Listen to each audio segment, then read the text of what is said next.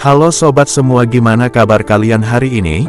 Semoga kalian selalu diberikan kesehatan yang tidak terbatas dan senantiasa selalu dianugerahkan rezeki yang sangat berlimpah. Amin.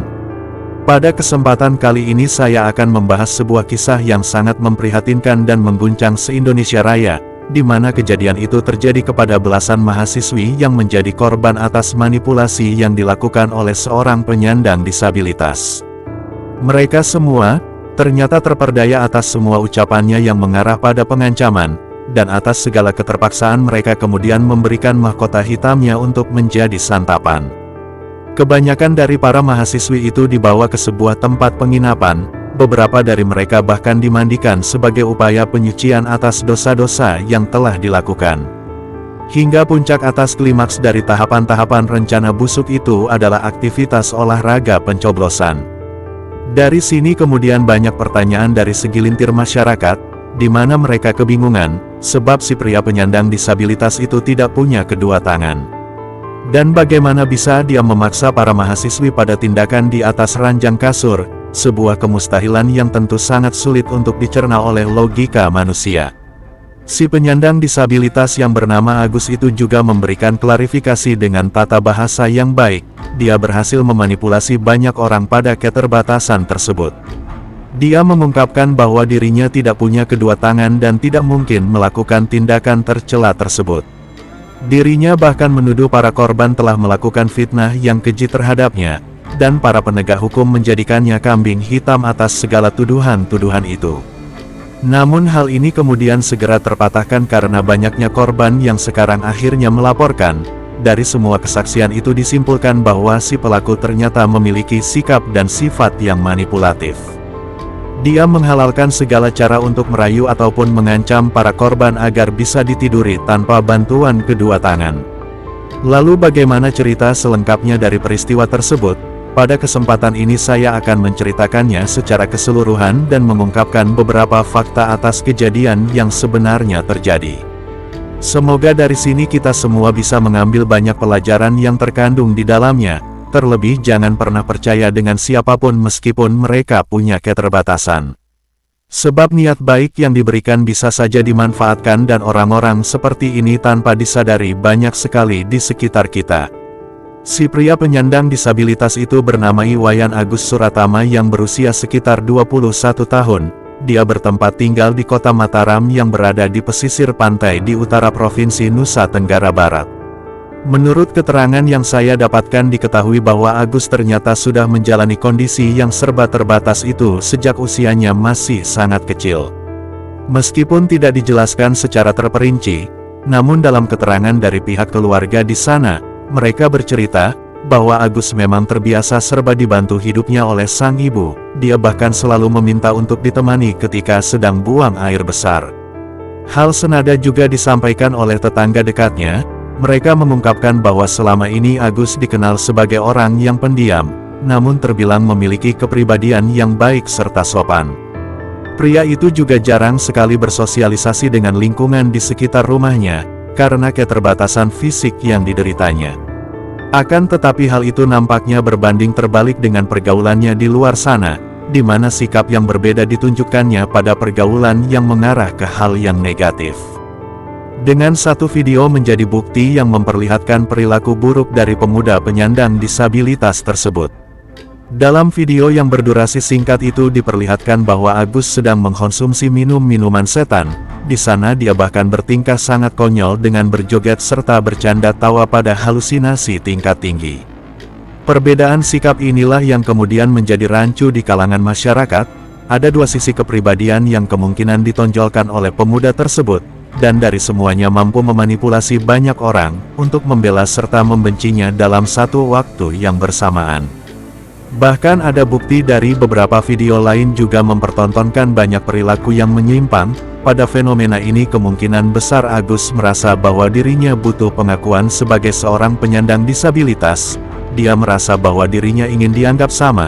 Dia berusaha menjadi manusia normal seperti remaja pada umumnya, meskipun di kondisi yang tidak memiliki kedua tangan.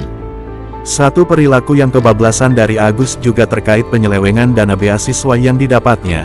di mana satu orang dosen kemudian bercerita bahwa Iwayan Agus sebenarnya mendapatkan uang bantuan untuk perkuliahan sebanyak 13 juta rupiah setiap tahun. Total uang yang akan diberikan untuk menempuh pendidikan sekurangnya sekitar 50 juta rupiah. Sayangnya uang 13 juta rupiah itu habis tak bersisa begitu saja, dan ketika tenggat waktu untuk membayarkan uang semester sebanyak 900.000 dia malah tidak mampu, hingga Agus memilih untuk meminjam uang kepada dosennya. Entah dipakai untuk keperluan apa uang beasiswanya tersebut, namun bisa dibilang sudah terjadi penyelewengan, sebab biaya kuliah per semesternya hanya berkisar kurang dari 10% dari dana bantuan yang diberikan. Beberapa perilaku buruk itulah yang menjadi cerminan, dan akhirnya membuka mata semua orang, di mana seseorang yang memiliki keterbatasan fisik ternyata mampu berbuat picik serta bersikap sangat manipulatif. Dan puncak atas rentetan kisah hidup dari Agus kemudian bermuara pada tindakannya terhadap belasan orang mahasiswi, di mana mereka semua dijebak secara paksa untuk melakukan aktivitas olahraga pencoblosan. Pada kesempatan ini saya akan membahas kronologisnya dari beberapa sumber yang saya dapatkan. Hal itu juga diambil dari pengakuan salah satu korban yang sempat dibawa serta dimandikan di sebuah tempat penginapan. Kejadian ini terjadi pada bulan Oktober, di mana saat itu korban mengaku bahwa dirinya sedang membuat konten untuk media sosialnya di depan Universitas Udayana. Dan secara tiba-tiba sosok dari Agus kemudian mendatanginya hingga mengajaknya untuk berkenalan. Ketika itu Agus menunjukkan sikap yang sangat ramah serta sopan, dan kemudian mengajaknya berinteraksi dengan sebuah senyuman serta candaan untuk membuat suasana terkesan hangat, hingga setelah situasi sudah dikuasai olehnya, Agus tiba-tiba saja menceritakan pengalaman hidup yang tidak mudah sebagai seorang penyandang disabilitas. Di sana Agus mengutarakan bahwa kehidupannya sangat sulit pada keterbatasannya ini, dan dia selalu berusaha untuk semangat dalam menghadapi setiap kesulitan tersebut. Beberapa cerita motivasi yang terdengar sangat inspirasi juga kemudian diutarakannya. Agus menjelma sebagai seorang yang terlihat kuat serta membangun citra yang baik di hadapan si gadis. Dan dari sinilah korban kemudian mulai tersentuh atas segala kerumitan hidup yang dijalani Agus.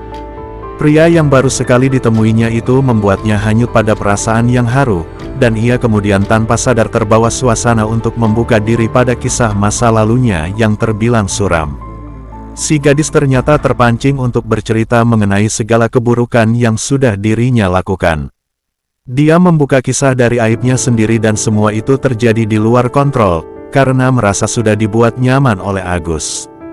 Pria itu bahkan dengan serius menatapnya dan raut wajahnya menunjukkan rasa simpati yang sangat tinggi. Sayangnya yang tidak disadari oleh gadis muda tersebut, di mana Agus ternyata memang sengaja menjebaknya agar mau bercerita mengenai aibnya, dan ini sebagai upaya untuk menguasainya secara keseluruhan. Dan pada beberapa menit berikutnya apa yang disampaikan oleh si gadis kemudian dikembalikan lagi padanya dalam bentuk sebuah ancaman. Agus berkata bahwa dirinya sudah mengetahui perihal masa lalunya yang sangat buruk, dan dirinya bisa saja memberitahukan itu kepada kedua orang tuanya, bahkan ke banyak mahasiswa lain di Universitas Udayana tersebut. Di sini Agus melakukan sebuah intimidasi dan menyudutkan korban. Dia kemudian menegaskan bahwa dirinya tidak akan membongkar aibnya jika si gadis mau menuruti semua perintahnya. Mendengar hal itu si gadis kemudian sangat terkejut dan raut wajahnya sangat ketakutan. Dia tidak mungkin membiarkan kedua orang tuanya mengetahui semua tindak tanduk dari perbuatan buruknya di masa lalu. Dengan terpaksa akhirnya menyetujui kesepakatan itu, dan akan menuruti pria yang sebenarnya baru sekali ditemuinya. Menurut pengakuan yang disampaikan si gadis di hadapan pengacaranya, ketika itu Agus kemudian bergegas untuk memintanya mengambil motor dan pergi ke sebuah tempat, di mana dia tidak memberitahukannya dan singgah dengan terpaksa mengikuti arahannya. Hingga akhirnya mereka ternyata sudah sampai di sebuah tempat penginapan. Si gadis awalnya benar-benar terkejut dan tidak mengerti kenapa Agus membawanya ke sini. Namun karena ancaman yang diberikan itulah dia hanya bisa mematuhinya. Tidak ada pilihan lain sebab akhirnya lebih berbahaya jika sampai keluarganya mengetahui itu. Singkat cerita, si gadis kemudian diminta untuk pergi ke kasir dan dia disuruh untuk memesan kamar serta membayarnya. Setelah itu mereka berdua kemudian ditunjukkan ke kamar yang bernomor 6 dan keduanya kemudian masuk. Sesampainya di dalam, Agus kemudian kembali melakukan intimidasi pada gadis yang berusia 23 tahun itu. Di sana dia bersikap sangat manipulatif dan korban seperti terhipnotis, karena didasari rasa takut mengenai aibnya terbongkar. Si gadis kemudian melanjutkan kesaksiannya. Saat itu dia kemudian diminta untuk masuk ke dalam kamar mandi. Agus juga menyusulnya dan mereka akan membersihkan diri secara bersama-sama. Di sini Agus berkata bahwa dirinya akan melakoni ritual penyucian atas dosa-dosa yang sudah dilakukan.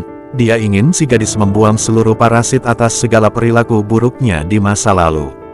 Entah apa yang dipikirkan serta dirasakan oleh gadis muda pada posisi tersebut, kemungkinan dia merasa serba salah dan mengikuti perintahnya adalah sebuah pilihan yang harus diambil. Pada momen tersebut si gadis bahkan hanya diam saja ketika Agus mulai memainkan kedua kakinya. Ketiadaan tangan tentu berpengaruh namun ternyata tidak menghalanginya pada satu tujuan. Setelah selesai dan keluar dari kamar mandi, si gadis kemudian kembali mengenakan pakaiannya dan kemudian Agus menyuruh si gadis untuk naik ke ranjang kasur di kamar penginapan tersebut. Si gadis sebenarnya memiliki tenggat waktu untuk melakukan perlawanan. Sayangnya psikisnya sudah dikuasai secara penuh dan logikanya hilang dengan begitu saja. Hingga akhirnya Agus menyusul si gadis untuk naik ke ranjang kasur.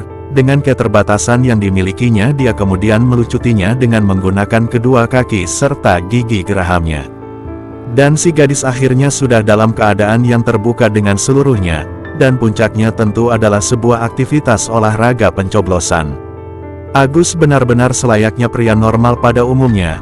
Rudal miliknya melesat dengan sempurna.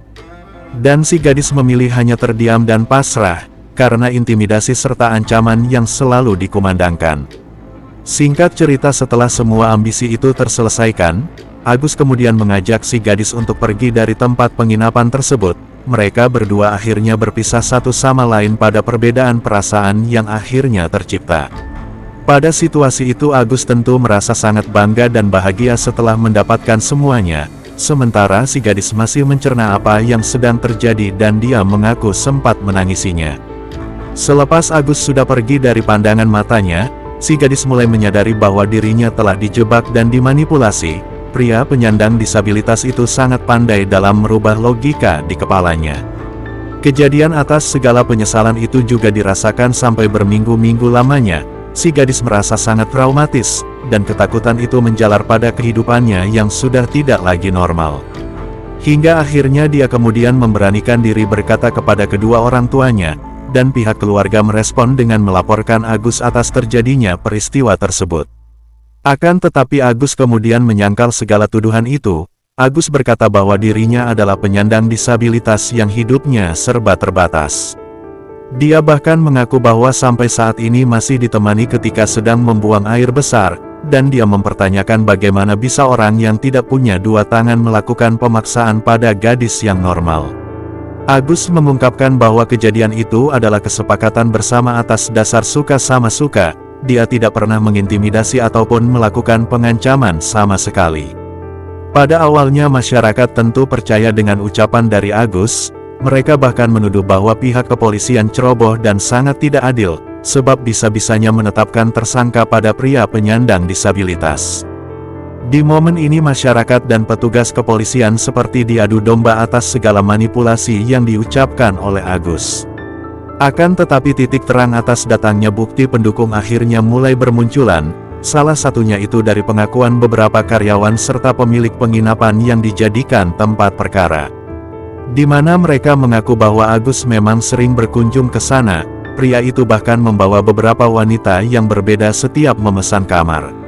Agus diduga memang sudah sering melakukan tindakan tersebut. Terlebih 12 orang mahasiswi kemudian menyusul untuk melaporkannya ke kantor kepolisian. Sebuah realita kehidupan yang dirasa tidak masuk akal namun benar-benar terjadi, di mana seorang penyandang disabilitas malah tidak tahu diri pada perilaku yang dilakukannya.